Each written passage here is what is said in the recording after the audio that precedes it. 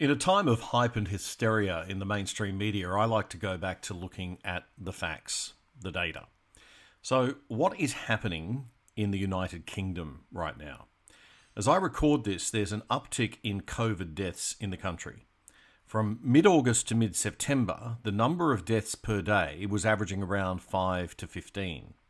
The numbers then started creeping up again slowly from late September until this week, when it hit the biggest number since July at 143 deaths in a day. Now, this is still well below the April peak, where there were a couple of days in the UK above 1,000 deaths. So they're a long way off that. Case numbers are a bit of a useless statistic. They aren't randomised enough, as statisticians would say. There are too many variables, like increased testing at different times and testing different types of people with different symptoms. All too many variables and too much inconsistency for the case number data to be meaningful over a long period of time. For example, when those peaks in April happened, 1,000 plus deaths, there were only 5,000 reported cases. The case numbers have spiked up to almost 23,000 2 weeks ago, so almost 5 times what it was back in April. But the death toll 2 weeks later is, as I said, in the 140 range, so 8 times fewer deaths than we were having back in April. So case numbers tell us a wave is happening, but nothing about the size of that wave or how lethal that wave might be. And mortality numbers, the death numbers, are also a bit shabby because of the did they die of COVID or with COVID question. In any case, there's an uptick, and Boris Johnson has decided to implement a 3-tiered system for lockdowns. But even the toughest tier comes nowhere near the lunacy of the Melbourne lockdown. The restrictions in the toughest tier for England, Tier 3, say you cannot meet in private gardens or pub gardens, but you are allowed to meet in parks, beaches, countryside or forests, so long as you're not in a group of more than 6. Pubs and bars will be closed, get this, unless they're serving substantial meals and only serving alcohol with meals. The Liverpool City region was the only area facing Tier 3 restrictions. The harshest bit of what most of the rest of the country is experiencing now under Tier 1 is that restaurants have to close at 10 p.m. Now, just compare that to Melbourne, which has, in comparison, almost no cases. At the time of recording this podcast in Melbourne, you're only allowed to leave your house for 4 main reasons: shopping for food and essential items, care and caregiving, daily exercise or recreation, and work. And employers have got to support you to work from home if you can work from home. Have we had enough of this madness yet, Australia? Are we ready to boot these Labor premiers out for good? And are we ready to demand that our federal government show some spine and leadership and exercise the power they do have to bring these premiers into line?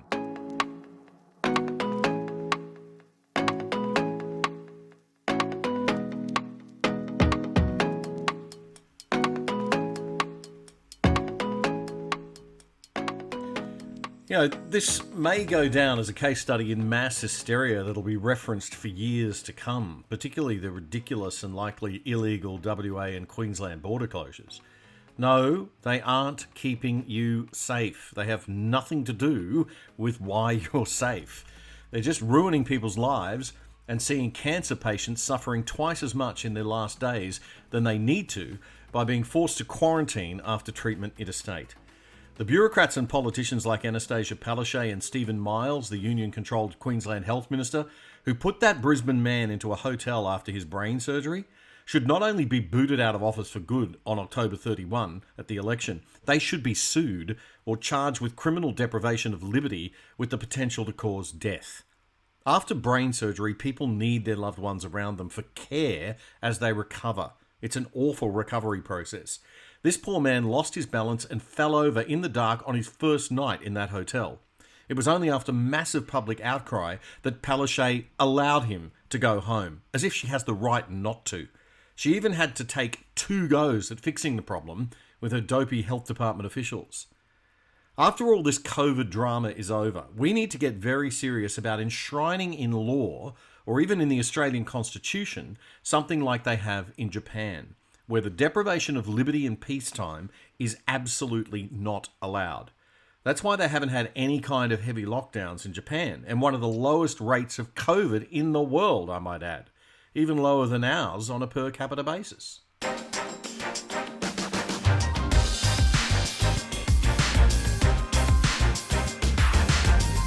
Which brings me to what I think is the most astounding news of this week.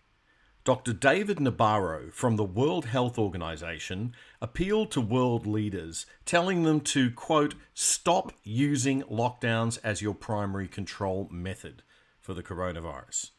Yep, the WHO, the United Nations World Health Organization, says stop the lockdowns.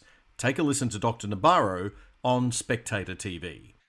We in the World Health Organization do not advocate lockdowns as a primary means of control of this virus. The only time we believe a lockdown is justified is to buy you time to reorganize, regroup, rebalance your resources, protect your health workers who are exhausted. But by and large, we'd rather not do it. Just look at what's happened to the tourism industry, for example, in the Caribbean or in the Pacific, because people aren't taking their holidays.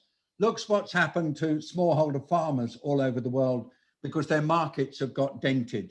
Look what's happening to poverty levels. It seems that we may well have a doubling of world poverty by next year. We may well have at least a doubling of child malnutrition because children are not getting meals at school and their parents in poor families are not able to afford it. This is a terrible, ghastly global catastrophe, actually. And so we really do appeal to all world leaders. Stop using lockdown as your primary control method. Develop better systems for doing it. Work together and learn from each other. But remember, lockdowns just have one consequence that you must never, ever belittle, and that is making poor people an awful lot poorer.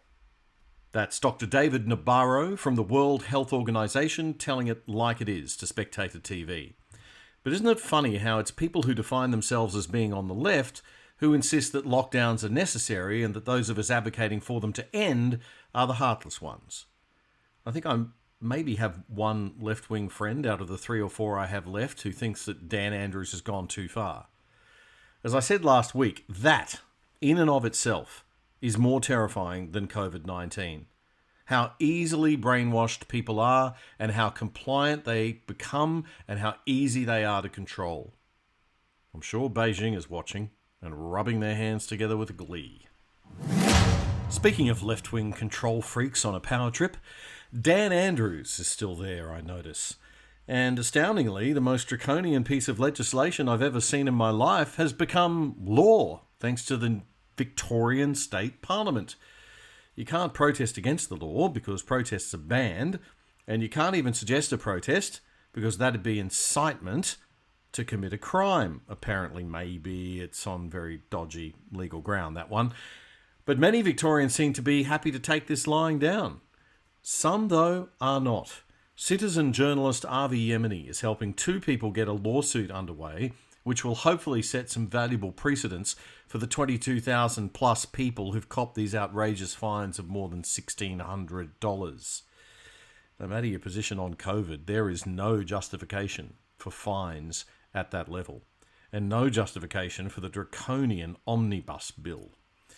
So, if you'd like to contribute to the $60,000 budget for this important test case, being headed by constitutional barrister Kathleen Foley and criminal lawyer Madeline Smith, you can donate at savevictoria.com.au. That's SAVE victoria.com.au. There's heaps of information online at that website, including a video interview by Avi Yemeni with the lawyer Madeline Smith. Here's a little bit of that. This is a case that has potential implications for all Australians, regardless of where they fall on the political spectrum. You don't have to agree with Kerry or Tony to understand the importance of the argument that they're putting before the court. What is this case actually about? So the plaintiffs, Kerry and Tony, are seeking a declaration from the court that the stay-at-home directions that currently apply throughout Melbourne are unlawful to the extent that they place a blanket ban on leaving your home to engage in political communication. So what would the practical implications of the outcome be here? Well, at the moment, Victoria Police take the view that leaving your home for one of the for permitted activities is nonetheless an offence if you're also intending to express your political opinion whilst doing so. So the practical implication is that of a declaration is that people like Kerry and Tony who want to express in public their political opinion within the bounds of the law can do so without the threat and fear of police action. Would this have any implication for non-Victorians, for people around the country?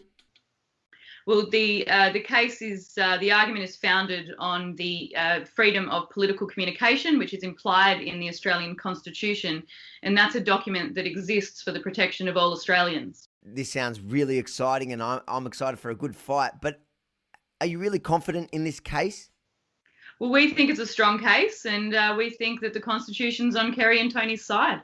And that's lawyer Madeline Smith speaking with citizen journalist Avi Yemeni. And if you want to get onto that website, it is, once again, savevictoria.com.au. We said a few weeks ago on this podcast that there'd be a flurry of cases being brought to test all these nutty laws that our power-mad premiers have been playing with.